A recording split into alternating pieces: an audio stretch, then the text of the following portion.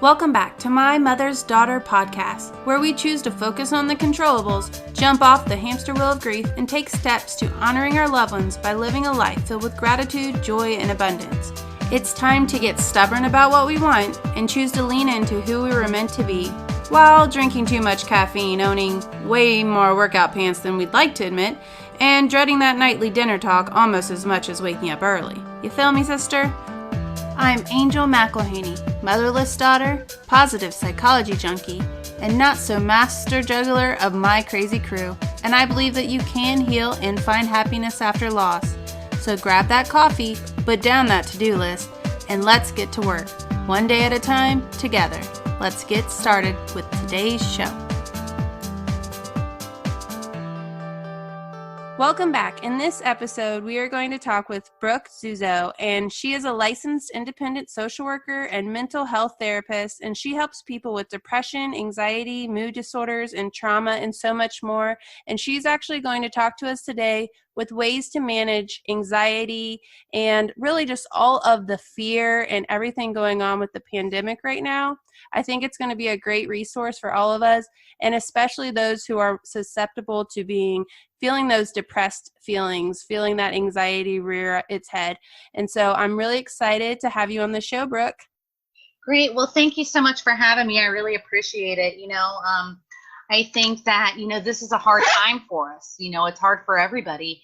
There might be some people out there that have no history, no history of problems with depression or anxiety. And maybe you're starting to notice a few of those symptoms, or just kind of feel off your game, feel a little bit extra anxious, or maybe just lacking motivation. And, I think there's other people out there that maybe do have a history of some problems with depression and anxiety, and they're starting to notice an increase in maybe some of those symptoms. And so I just have a list of tips here that I think, could be helpful for those individuals, or really just anybody in general. We're all in this together, and this is new for all of us. So thanks for having me here today. I appreciate it. Yeah, I'm excited to hear them all. And definitely this is an episode you will want to take notes on. But I don't want you to miss listening to it by writing all of the notes. So if you in the show notes, there is actually going to be a printable that you can actually reference. So if you want to just listen and enjoy, then at the end, you can check out the show notes, and I will actually list all of these awesome notes myself so that you can just listen. So I'm excited to hear. And so take it away. All right, great. So the first tip, again, this is one that I'm working with a lot of my clients on right now, is how important it is to maintain some structure and routine throughout your day. This is especially relevant to those who are quarantined at home and there's nothing to do every day. So I think the more that we can practice going to sleep at the same time, waking up at the same time, maybe if there's students out there that you have schoolwork to do it at the same time every day. Eat your meals at the same time. If you're working from home, try to have that, 9 to 5 work schedule or whatever it might be. We need these things to kind of stay on a routine and keep a little bit of normalcy in our life. And, there might be some people out there that they're like, I'm not working. I really have nothing to do.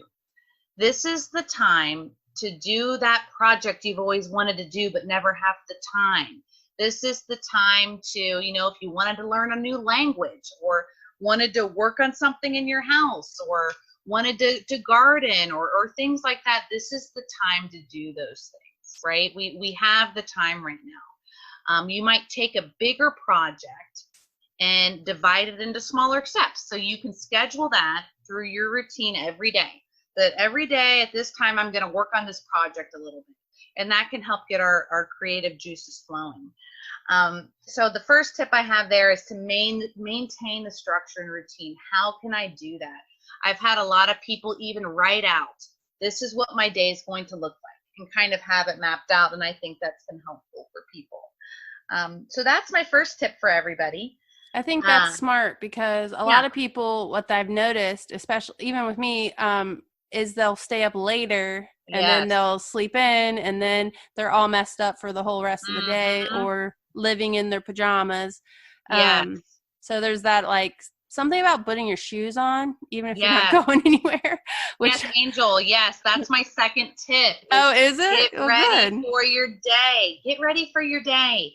I know you don't have anywhere to go. That's okay. Go ahead, hop in the shower. If you put on makeup, put on some makeup. Do your hair.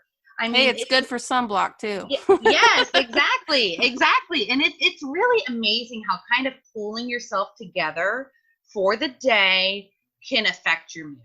So I think I'm with you on that, Angel, to get ready for your day. Get out of your pajamas. Do not stay in your pajamas all day. Get ready for your day. So I'm glad you brought that up. Yeah, that's a great one. Yeah, that is a good one.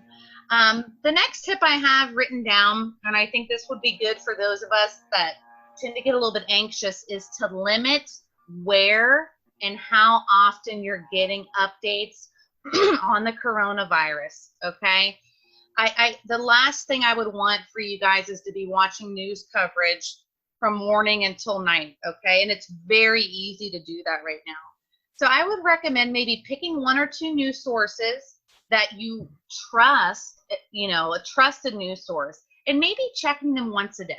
Okay. And I would say limiting to that is probably going to be helpful to be able to get your mind on some other things.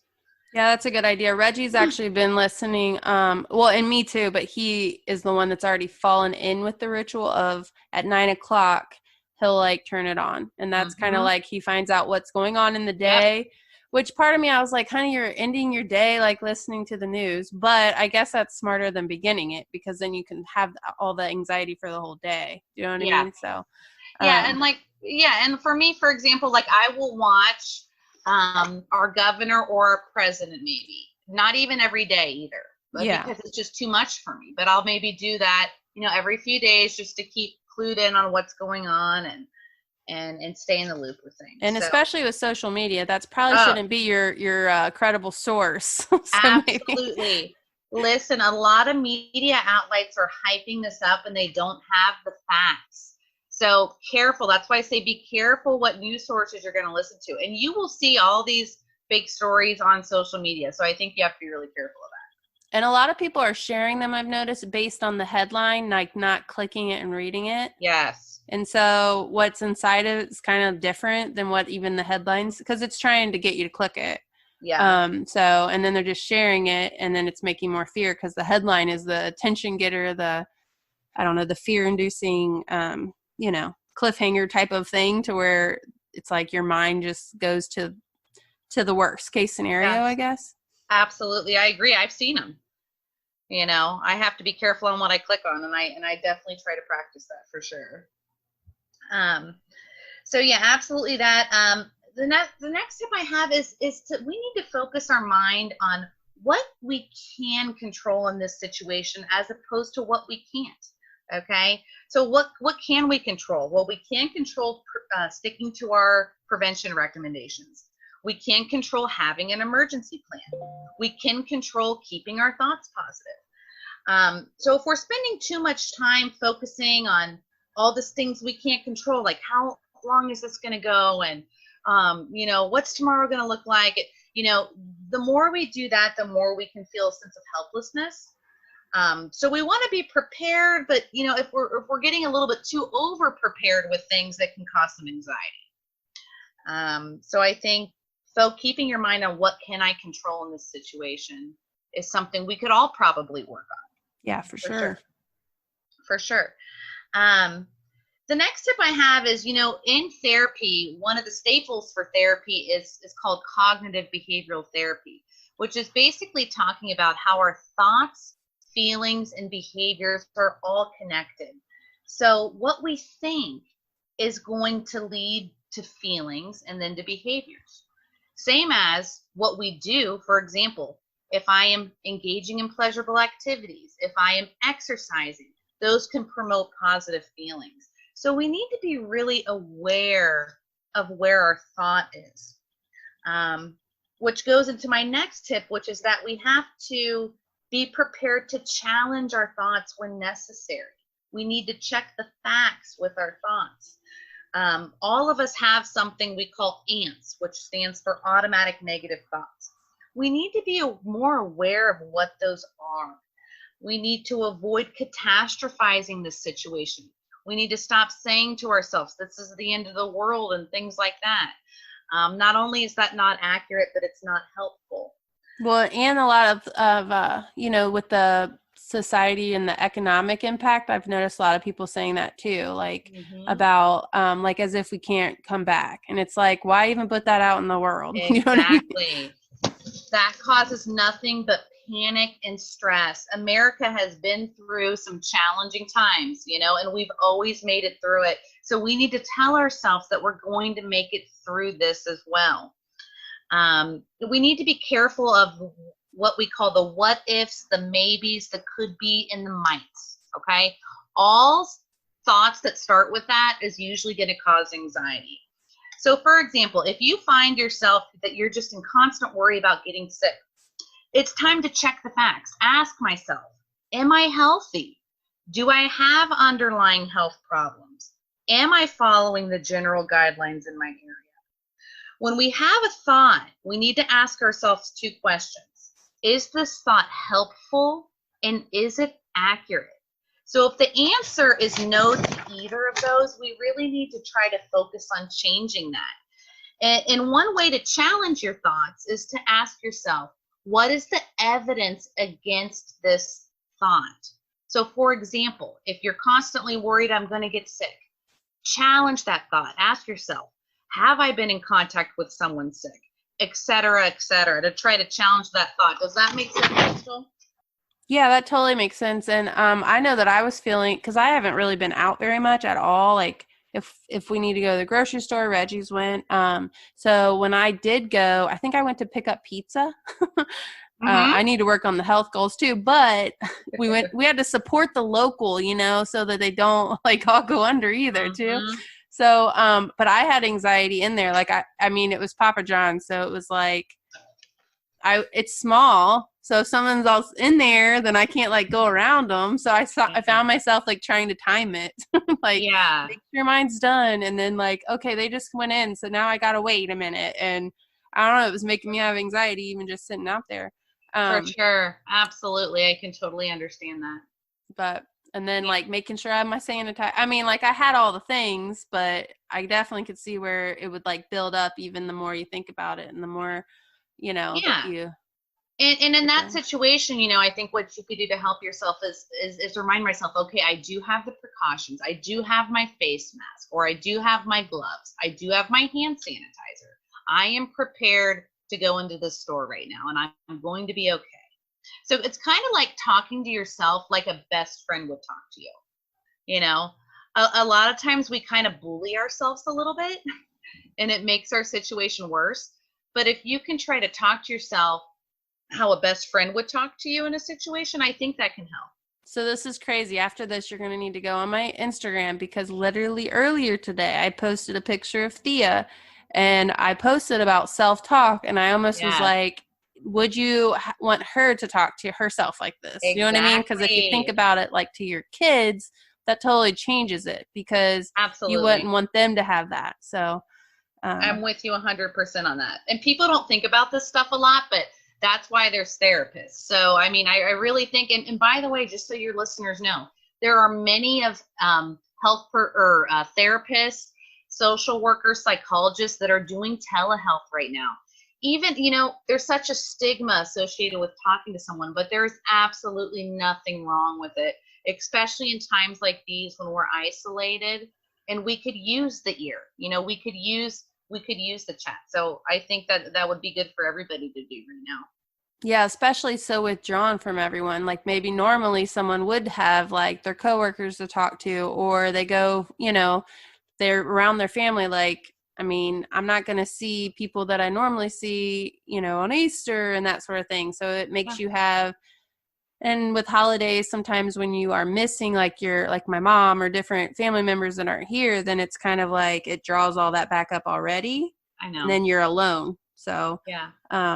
But I definitely can see where talking to a professional, which I will put information to that you give me in the show notes if someone needs any referrals or to work with you, or how they can go about that, because I definitely think that is smart, to get almost ahead of it, because I don't think this is going away like super fast. Like, I think they're going to keep moving it back a little bit. I mean, I'm hopeful, but I Stay also, hopeful. I'm hopeful, but I also want them to be smart, Yeah. like, I'd rather it not have this big bounce back. Like, Yeah. I'm really hoping that once it does open up, that not everyone goes like rushing to everywhere. I know. Like do it slow. Maybe start out with a family gathering first, and then I don't know. So we'll see. Well, you just hearing you talk reminds me of a next tip I have written down here, which is something a lot of people aren't aware of. But I really suggest that your listeners and people hearing this try to look into the art of practicing mindfulness. And all mindfulness is being in the present moment without judgment, observing your thoughts and feelings. So when your thoughts drift, you don't judge yourself for that. You just notice it and you ask them to come back to what you're doing in the here and now. If you think about it, Americans were constantly juggling between the past, present, and the future, and just these three realities constantly. We're not used to just being in the moment. And it's truly a skill that takes a lot of practice. And Angel, I'm more than happy to share some links with your listeners of maybe a few websites that could help, start to practice that art. But being in the moment, in the here and now, how can I get some enjoyment out of this moment right now? Or how can I even be in this moment now if it's not enjoyable? Yeah, I think people try to avoid it so much that they dance around it, and then you end up there more versus like, okay, this sucks, but I'm going to feel it through it and get to the other side of it, which absolutely. I've been trying this. I've been trying to actually get off of social media and like put my phone, I have to put it totally away, because I've noticed that I like automatically just open it. Like it's just like a cue that happens. But I definitely can see what you mean about the anxiety, being in the future, or like even regret of the past. Like you're, hard on yourself because of stuff you didn't get done. Or maybe you're seeing all these people that are doing all the things, like getting all the projects done, but you don't have the time. So yeah, and it, again, just talking to you, you keep reminding me of more tips. But I think another thing people can try is to really just practicing what we call radical acceptance. So that's wholeheartedly accepting someone or accepting something. You don't have to like something to accept it. The example I think of is moms out there, moms that are trying to work from home, be a teacher, do all these things at the same time. And here's the thing, we need to radically accept that you can't do it all. You did not go to school to be a teacher. You aren't supposed to know how to do that. You have to do your best and forget the rest, right? Yeah, you don't have to be a Pinterest mom right now. This is a crisis. Exactly. Do your best, but we need to work on accepting things for what it is. The bottom line is this is tough. There's nothing we can do to change it right now. What we can do is try to take care of our families, try to take care of our mental health, our physical health, regularly exercising, eating a healthy diet, getting enough sleep as best as we can. As best as we can.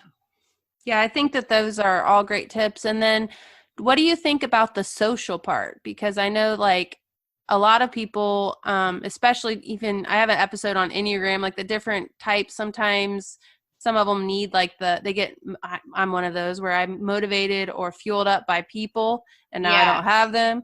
But on the flip side, when Reggie got done working in the basement today, he actually came up and he was like, could sense like I was trying to clean, and then, kids were, it's like that meme that's trying to clean is like trying with kids is like trying to brush your teeth while eating Oreos. Right. Yeah.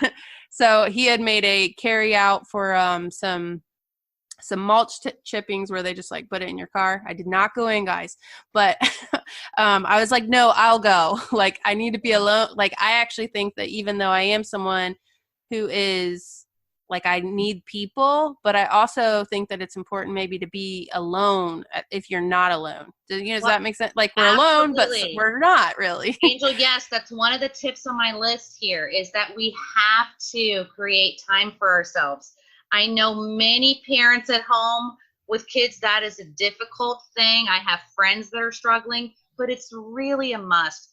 At least 30 minutes a day. And you might think about what could I do during that time that's helpful for me? It's different from everybody.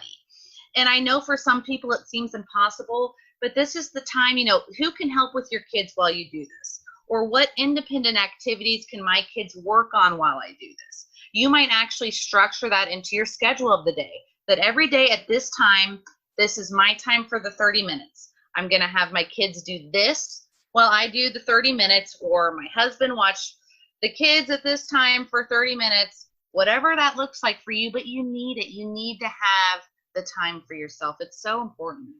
Well, and if they're doing those mindfulness exercises, that should kind of like be some of that too. Yeah. I actually read my first like non self-help book since forever.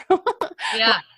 And honestly, like I think when we think of habits, we put eating healthy even farther up. We rank them like exercising, eating healthy, like all of these, but really things like that, like rest and even making sure you have time to have that time alone, different things like that is up there. It should be up there too. Yes. So I agree with you 100%. And I know you mentioned what can people do to stay connected. Listen, this is a time where we have to get super creative. I recommend that everybody is being connected with someone at the very least once a day. We've got Zoom now, we've got Skype. There's a few apps out there. There's one called House Party. There's another one called Marco Polo. You might arrange a Zoom conference with your family or your group of friends or some coworkers. There's people playing games on apps together or on Zoom together. Categories or things like that. But I think we have to stay social. We have to. We are social creatures and we need it. I think every day we should be trying to connect with somebody.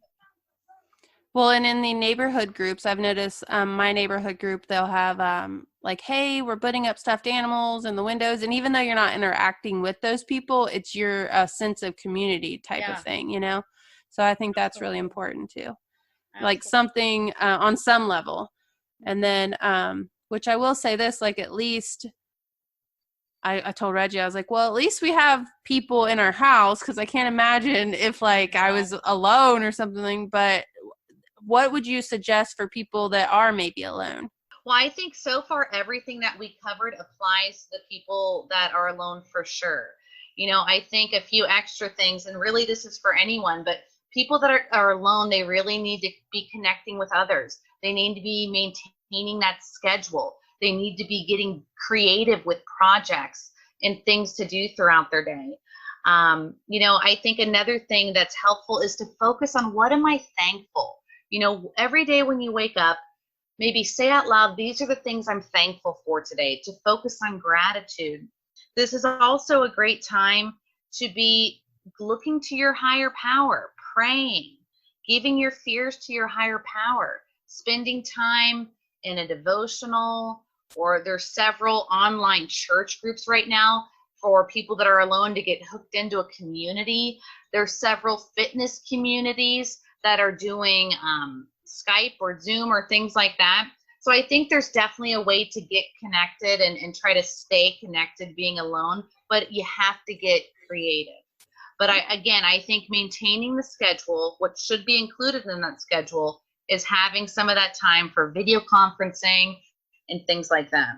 Well, and you normally would schedule those, like say you're going to a dinner with a friend or something like that. Like you would have to be like, hey, honey, I'm doing this. Like, so you almost have to make it count as if you were leaving. Yeah. And then just try to find a corner, I guess, in your house to where no one can find you. No.